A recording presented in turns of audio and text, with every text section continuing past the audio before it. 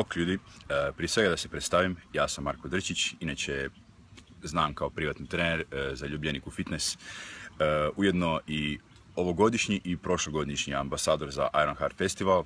Ove godine će to biti stvarno jedna jako lijepa priča. Dečki su nam pripremili jako veliki show. Znači, glavni fond nagrade je 70.000 kuna. Prvo mjesto odnosi 4.000 kuna. Znači, mogu se apsolutno svi prijaviti. Znači, ove godine discipline su ovakve. Imate bench press, imate pravo na 2 lifta, imate nakon toga deadlift, isto tako imate pravo na 2 lifta. Znači, zgibovi, koliko možete uraditi zgibova u 1 minuti. Prevrtanje gume, znači tire flip, znači za dečke 80 kg, za cure 40. I izdržaj u rukama, znači dečki 5 kg, cure 2,5. I to je zapravo bilo jako interesantno.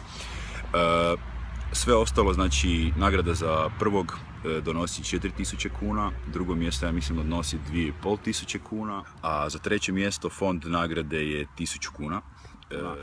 Tako da mi je to sasvim dovoljna motivacija da se prijavite, pripremite i da napravite show, da vidite zapravo koliko ste sposobni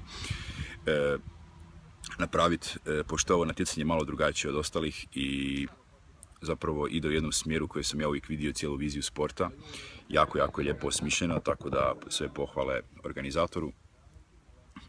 Znači, doslovno sve elemente imamo u ovom natjecanju, od trčanja do izdržaja do same snage, tako da vjerujem da će vama biti interesantno koje je nama prošle godine.